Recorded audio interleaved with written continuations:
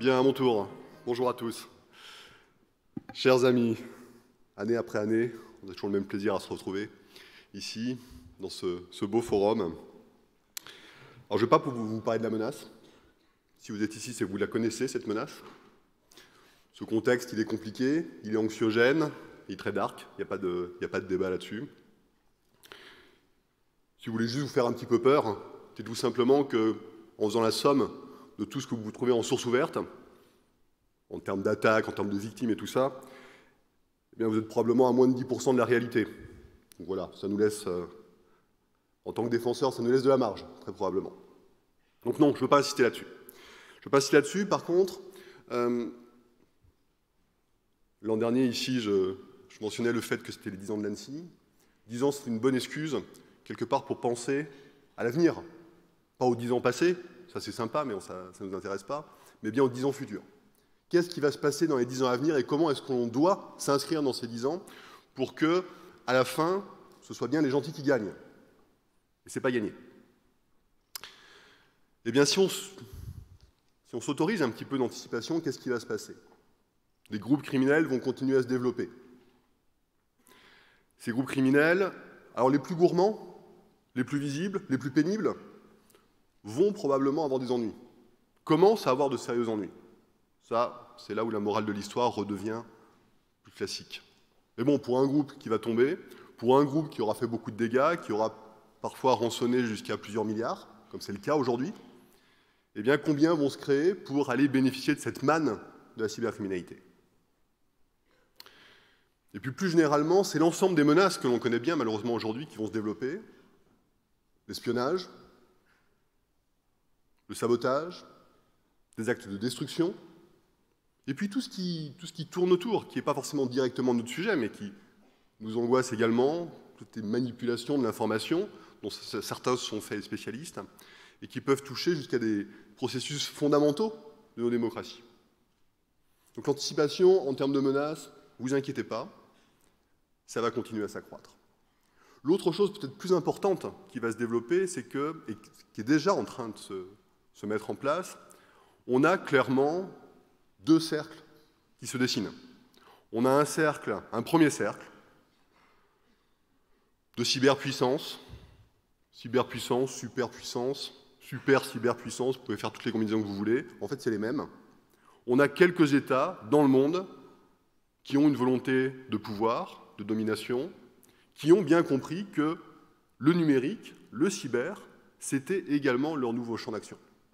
Alors parfois, pour des raisons de maîtrise de leur propre espace, de leur espace interne, qui peut être leur priorité, parfois avec des visées très extraterritoriales, mais à n'en pas douter, on a quelques pays, je ne les citerai pas ici, mais vous les connaissez comme moi, qui cherchent cette supériorité dans l'espace numérique.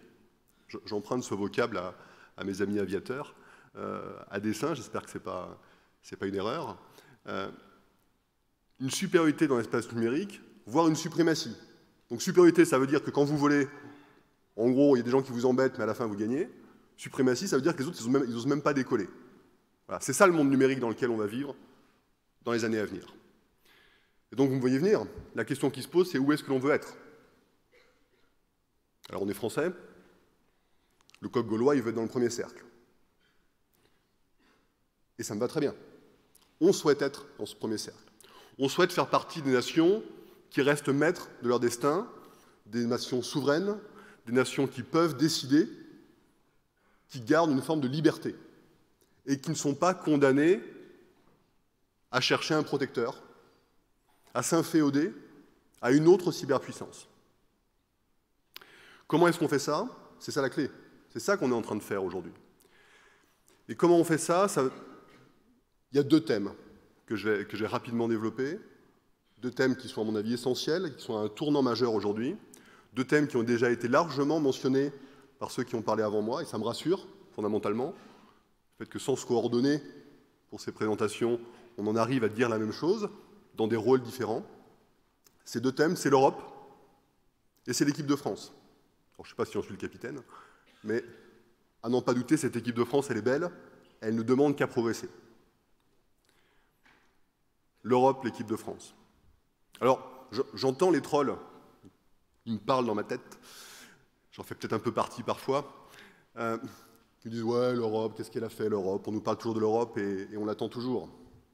Ouais, l'équipe de France et tout ça, la France est un petit pays, la France n'a pas les moyens, la France ne peut pas lutter contre ces cyberpuissances qui sont en train de manger l'ensemble du gâteau.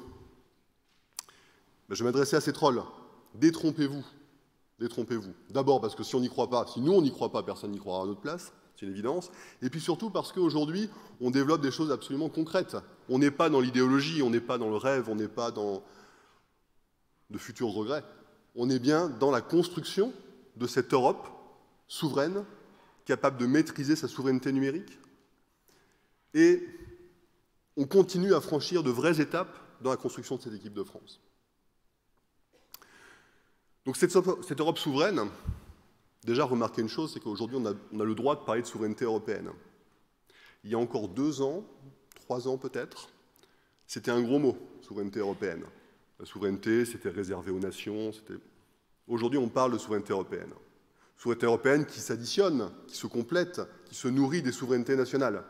Donc il n'y a plus de problème de principe. Donc la souveraineté européenne, on doit la construire. Et comment est-ce qu'on la construit concrètement? On la construit sur des valeurs, sur une éthique, sur une vision du monde, des libertés, des droits individuels, différentes, probablement, des autres superpuissances. Et ça, c'est notre fierté. Et ça, le lieu commun où s'expriment ces valeurs, où s'exprime ce droit commun, c'est l'Europe. Ce n'est pas au niveau national. L'Europe, c'est également du concret. C'est Exo. J'ai croisé Luigi Rebuffi tout à l'heure. Exo qui a su fédérer des industriels, non pas en équipe de France, même si l'équipe de France est très présente, mais bien à l'échelle européenne, avec un nombre d'adhérents, désolé Luigi, j'ai arrêté de compter, mais de plusieurs centaines d'adhérents qui montrent la vitalité de cette cyber-industrie européenne, qui est là et qui ne demande qu'à faire. Exo et puis tout ce qui va suivre, toutes les évolutions, parce que tout ça doit rester extrêmement agile. L'Europe, ce sont ses institutions.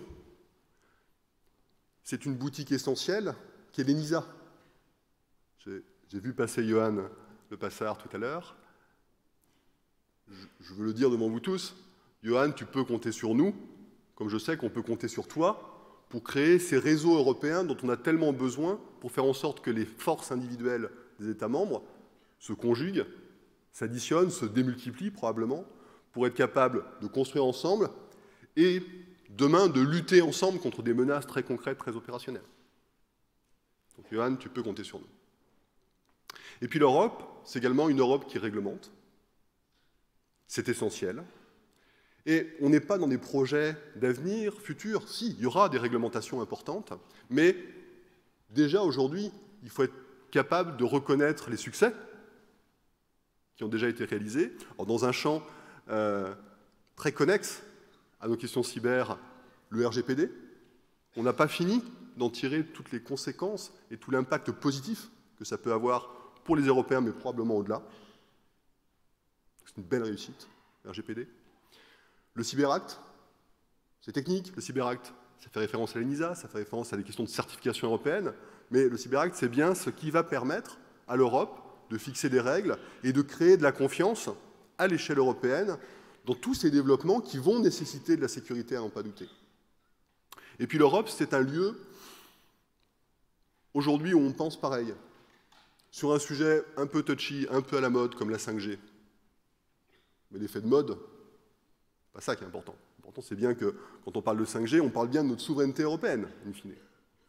Eh bien, la 5G, c'est un sujet qui a fédéré les États membres, qui ont fait une analyse de risque commune, courageuse, qui dit les choses, et qui, aujourd'hui, probablement, mènera à la publication d'une boîte à outils, d'une toolbox, où on écrit clairement quels sont tous les leviers qui sont activables à l'échelle nationale et à l'échelle européenne pour faire en sorte que ces réseaux 5G, ce soient bien des outils de souveraineté, de prospérité, qui vont permettre un développement économique dans le respect de notre sécurité nationale et de notre sécurité européenne.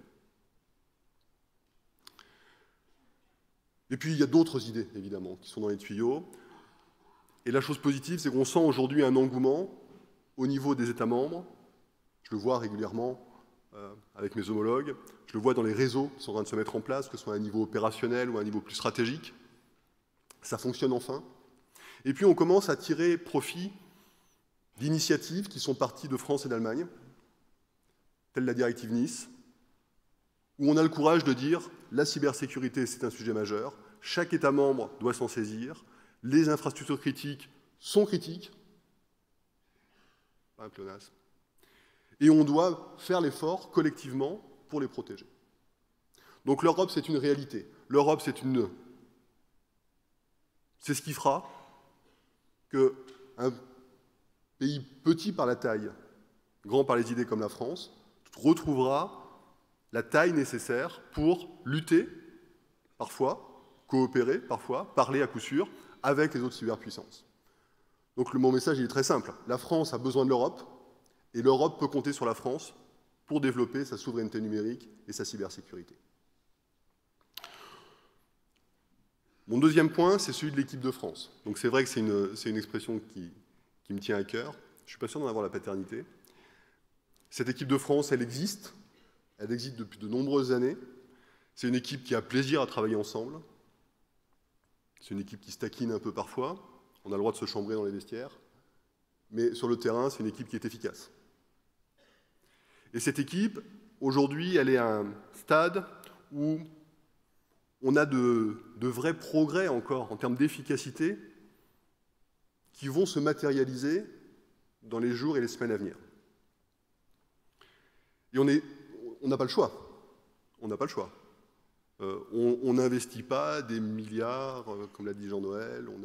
Non, on n'a pas ces moyens-là. On est condamné à être hyper efficaces, tous ensemble, dans nos rôles respectifs. Toute énergie utilisée à lutter les uns contre les autres est immédiatement retirée de notre énergie globale, et on n'en a pas trop d'énergie. Et donc cette équipe de France, c'est quoi en pratique? En pratique, c'est des choses que vous ne voyez pas. En pratique, c'est le C4 Strat, le C4 TechOps. On a l'art d'inventer des trucs imprononçables. Mais c'est quoi en pratique? C'est déjà tous les services de l'État qui savent travailler ensemble, qui savent travailler au niveau stratégique, au niveau opérationnel, au niveau tactique. Tu vois, Emmanuel, j'ai bien appris ma leçon militaire, mais ça marche, ça fonctionne dans le domaine cyber.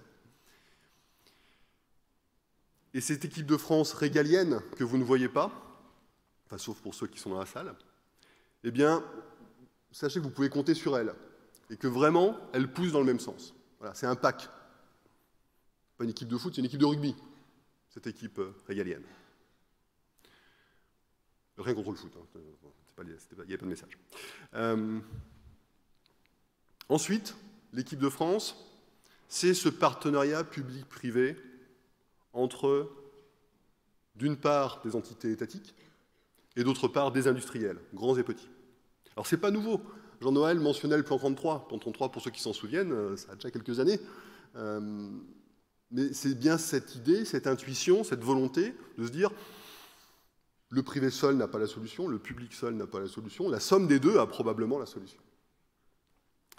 Donc on a essayé pas mal de choses, il y a déjà beaucoup d'existants, le dialogue il est fluide, je ne passe pas en revue tout ce que l'on fait ensemble, ce serait trop long. Par contre, la signature probable, prochaine, du contrat stratégique de filière industrie de sécurité, porté par Marc Darmon, avec talent, et puis la partie cyber, portée par Jean-Noël, également avec talent.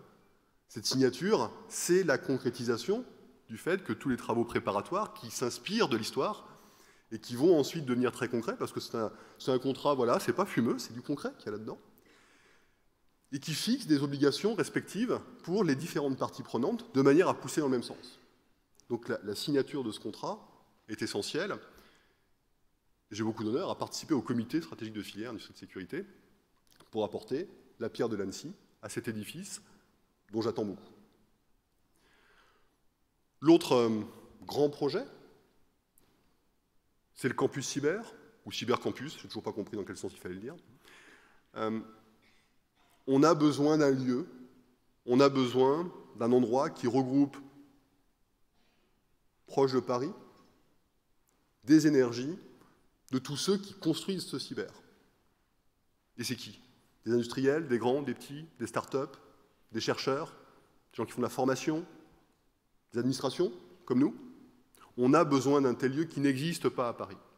Et ce lieu, il ne vient pas en compétition, il ne vient pas se substituer, il ne vient pas chercher à ternir la qualité du travail qui est déjà réalisé dans les Hauts-de-France. Xavier Bertrand l'a rappelé.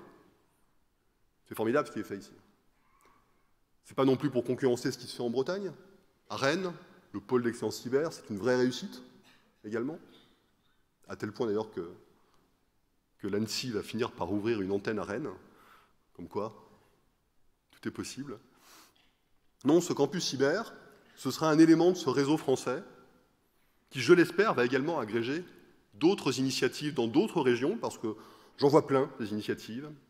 Et ce campus cyber, il a été dessiné, designé, pensé par Michel Vandenberg, qui en a reçu la mission de la part du Premier ministre, et qui l'a fait de manière particulièrement enthousiasmante. Et vous êtes nombreux à avoir déjà dit, bah oui, ce truc-là, je veux y être. Et l'ANSSI y sera aussi. Parce que, aujourd'hui, une équipe de France, c'est bien, mais elle a besoin d'un terrain d'entraînement, et elle a besoin d'un terrain d'honneur sur lequel elle puisse jouer. Et ça va contribuer, ce campus cyber va contribuer à avoir un tel lieu où on pourra faire du cyber ensemble. Donc j'y crois beaucoup. J'espère que des annonces auront lieu bientôt, de manière à porter cette belle initiative, qui ensuite, il n'y a pas de contradiction, ensuite va se coordonner avec ce qui va être fait en Europe, ce qui est déjà fait dans d'autres pays européens, voire au-delà de l'Europe, bien évidemment. Et puis, une autre manière encore de jouer en équipe en France, vous voyez, ce n'est pas une équipe de France, c'est plein d'équipes de France différentes, qui s'adaptent, qui sont très agiles. C'est Acima. Acima, j'en ai déjà parlé ici. Acima, vous connaissez peut-être mieux son URL, cybermalveillance.gouv.fr. Ils sont évidemment sur le salon, ils font un travail formidable. Jérôme Notin et ses équipes sont absolument formidables. Normalement, il y a une vidéo qui doit se lancer pendant que je parle d'Acima. Cybermalveillance.gouv.fr lance début 2020 son nouveau site internet. Découvrez une version plus ergonomique et plus graphique et surtout plus efficace pour la mise en relation des victimes de cybermalveillance et des prestataires de services inscrits sur le site. Sur la nouvelle page d'accueil, les deux principales missions de cybermalveillance.gouv.fr, la sensibilisation du public et des entreprises aux risques encourus sur Internet et l'assistance aux victimes seront mieux identifiées. Pour se prémunir efficacement contre les futures attaques, des contenus adaptés à tous les publics et aux professionnels seront proposés et actualisés régulièrement sur la page d'accueil, avec un système d'alerte en cas de risque majeur. Pour les victimes, un nouveau parcours plus simple et plus intuitif permettra d'optimiser la mise en relation avec les prestataires référencés. Il sera désormais possible d'évaluer l'efficacité et la réactivité de la prise en charge, ce qui permettra d'améliorer la satisfaction des victimes et de valoriser la qualité du service rendu par les prestataires. Des espaces dédiés aux victimes et aux prestataires faciliteront aussi cette mise en relation, avec un suivi pas à pas de la prise en charge jusqu'à la résolution du problème. Zoom sur le nouvel espace dédié aux prestataires, un suivi détaillé et en temps réel des demandes d'intervention, mais aussi un nouvel espace documentaire avec du contenu dédié, tutoriels, formation aux menaces. Assistance et conseils pour votre sécurité numérique sur www.cyber. Vous ne faites pas partie d'Acima en tant qu'entité, en tant qu'industriel. C'est un bel endroit, c'est un endroit où on fait des choses concrètes, c'est une belle équipe qui permet justement de porter nos messages et d'aider concrètement beaucoup de personnes. Donc vous le voyez, deux messages forts, l'Europe dont le destin en termes de cyber est lié au destin de la France, et si l'enjeu il est rien moins que d'éviter d'être inféodé un jour à des superpuissances qui ne partagent pas strictement les mêmes valeurs, la même éthique que nous. Donc gardons notre capacité d'autonomie, et ça passe pour la France par l'Europe et inversement. Et puis continuons à construire ces équipes de France, ces belles équipes de France, qui nous permettent d'être concrets et de ne pas uniquement faire de grands discours. C'est bien, les discours, la réalité, elle est bien mieux, et aujourd'hui, on est vraiment dans la réalité. Dernier point, dans le cadre de nos 10 ans, on a réfléchi à ce qu'on allait faire, dans le cadre de ces belles équipes. Ça a donné un manifeste que vous pourrez trouver sur le stand de l'ANSSI. Alors, ce n'est pas un appel à manifester, je vous rassure, mon général, on n'est pas comme ça. Mais on porte là-dedans des idées qui, à mon avis, sont ambitieuses et des idées collectives. Je sais que vous les partagez. Et quelque part, tout ce qui va se passer, c'est entre nos mains. Et notre pire ennemi, dans ce domaine cyber, ou pourtant ce n'est pas les ennemis qui manquent, finalement c'est peut-être nous-mêmes. Donc gardons ça en tête, luttons contre certains mauvais réflexes, et allons de l'avant, ensemble, comme on va le faire pendant ces 2 jours restants, comme on le fait tous les ans, et à chaque fois avec un peu plus de participation et de succès. C'est beau ce qui se passe ici, et en tout cas vous pouvez compter sur l'ANSSI, ça n'en doutez pas. Merci à tous.